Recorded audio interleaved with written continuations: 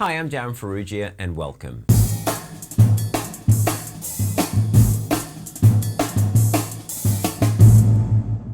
Quite a number of years ago, I had this great opportunity to play on a cruise ship for 2 weeks that sailed from the west coast of Africa and into the Amazon in Brazil. And the theme of the cruise was really built around Brazilian music and Brazilian culture, and the food and everything to do with this cruise was just absolutely amazing. But for me, one of the great things as well was getting to play Bossa Novas every night. So I was playing with essentially what was a jazz group, which was made up of acoustic bass, acoustic guitar, piano, a vocalist and drums, playing mostly Bossa Novas and mostly the music of Antonio Carlos Jobim. Doing that every night gave me the opportunity to learn different ways to play Bossa Novas, and I'm going to share 10 of those variations with you. Bossa Nova is a style of music that comes from Brazil, and it was made really popular probably late 50s, early 1960s.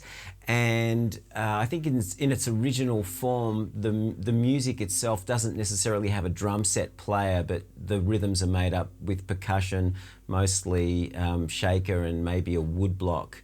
And the rhythm, when it's applied to the drum set, in its conventional form is either played with the right hand on the ride cymbal or the right hand on the hi-hat.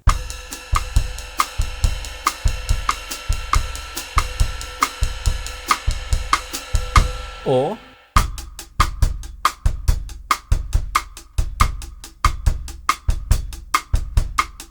so doing this gig allowed me the opportunity to learn a few different ways of spicing this rhythm up, just so that I wasn't playing it the same way every night, song after song. And also because the group was primarily a jazz quintet, that meant that there were many solos for me to accompany. So it would be guitar solos, piano solos, bass solos, even voice solos. So what I wanted to do was take different approaches to create different textures behind each of those solos, so I wasn't just playing through the same motions each time, not just the ride cymbal, not just the hi-hat. So let's get started. This is going to be fun. The first variation I'm going to play is basically just taking the right hand from the ride cymbal to the hi-hat, but at the same time playing the 2 and 4 on the hi-hat.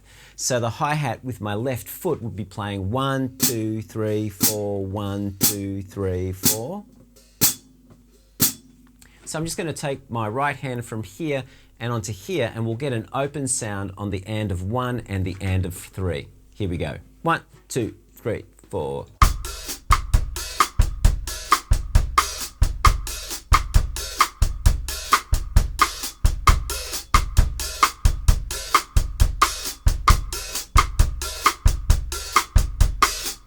So the second variation involves a brush, just playing the 8th notes on the snare drum, and I'm trying to replicate the sound of a shaker. 1, 2, 3, 4.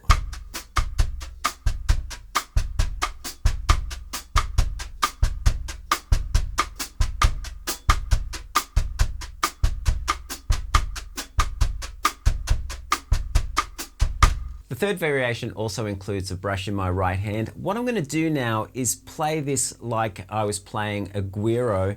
I got this idea from watching Peter Erskine play, and it's a really beautiful variation. I'm going to play it on the floor tom. So basically I'm playing, the same kind of technique that you would use to play a guiro, but I'm going to take that technique and move that over to the floor tom.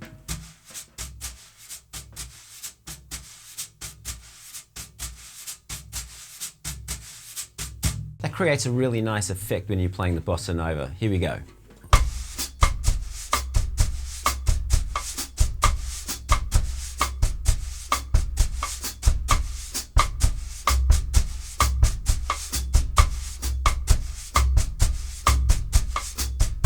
I like using the floor tom for that variation instead of the snare drum. I've got a little bit more surface area to play with, as opposed to here on the snare drum, a little crowded for space. The fourth variation is fairly simple. It's just a matter of taking a mallet and playing that on the floor tom, playing a rhythm that is played on the surdo, which is kind of a large bass drum type of instrument. And the rhythm that I play is really simple. I'm just muting the drum on beat 1 and then playing an open tone on beat 3. 1, 2, 3, 4.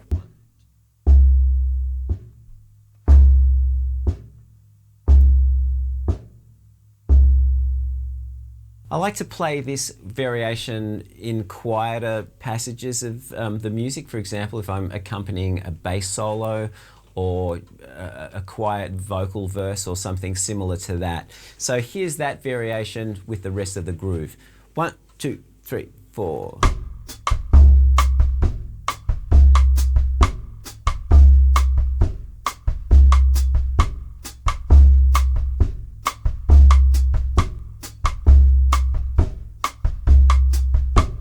The next variation is a favorite of mine, and it's one where I take this end of the brush, the metal end of the brush, and play that on the bell of the hi-hat. And what I'm trying to do here is replicate the sound of a triangle. So I open the hi-hat on beats 1 and 3, close it on 2 and 4, and we get this effect. 1, 2, 1, 2, 3, 4.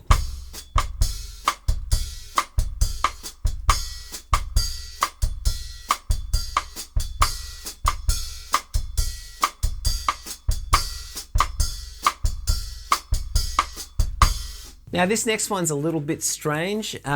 Basically what I'm going to do is take my right hand, I'm going to empty it of any implement, and I'm going to tap the wires of my snare drum underneath. So basically, let me just pull the snare drum out for you. So I'm going to rest my thumb on the butt plate and I'm going to tap the wires with my fingers.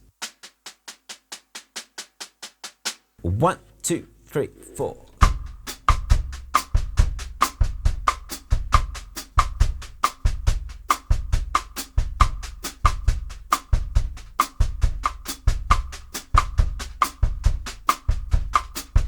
I really like the texture that gives the pattern. Now continuing along with the idea of playing on the bottom head, and in particular the wires on the snare drum, I'm going to take a different approach to this now. I'm going to kind of make out that I'm playing a bass, with my fingers, and I'm going to use that approach for, I guess, strumming the wires on the snare drum. Let me show you what that is. So I'm going to take my fingers and basically do this. 1, 2, 3, 4.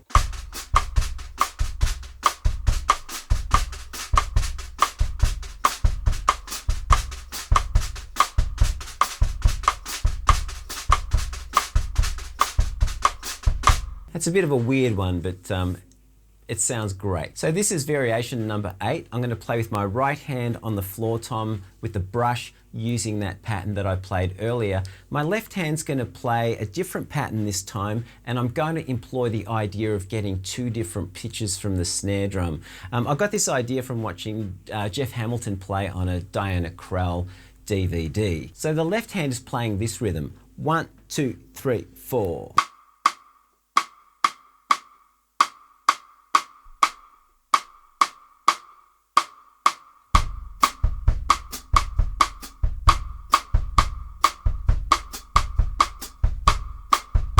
What I'm going to do is get 2 different pitches from the cross stick by changing the amount of overhang. So what I mean by that is that I'm going to go for a low pitch by allowing more overhang. And then by swinging my left hand over in this direction, I basically will get a higher pitch.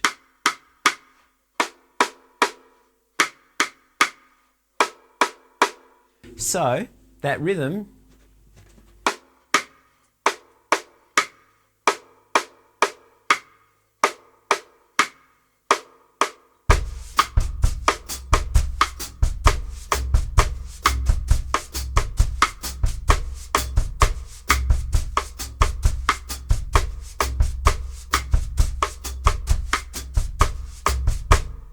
Variation 9 is playing the snare drum with a stick in your right hand, and I'm going to play a syncopated rhythm, which is 1 and 2 and 3 and 4 and 1 and 2 and 3 and 4 and. So I'm going to play that on the snare drum, and I'm going to buzz the and of 1 and the and of 3 to give me this rhythm. 1, 2, 3, 4.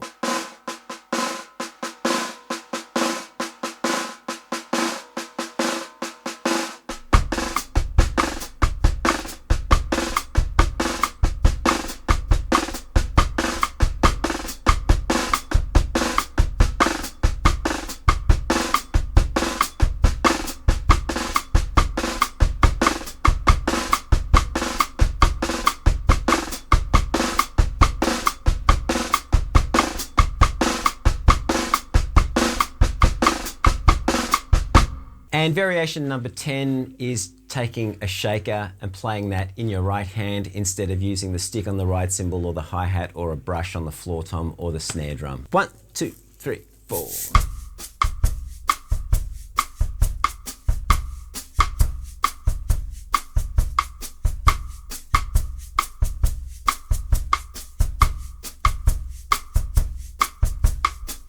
Some other things to consider here are that the left hand can actually improvise a little, so it doesn't necessarily have to stick to the same 2-bar pattern.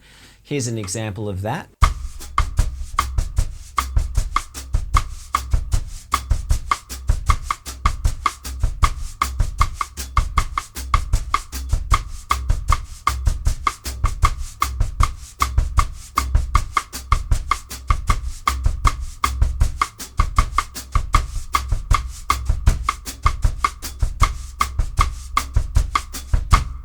Another approach that I like to do when I'm feeling brave and confident is to change my left foot pattern. Instead of just playing the 2 and 4, I like to play 2 and 4 and. Here's an example of that.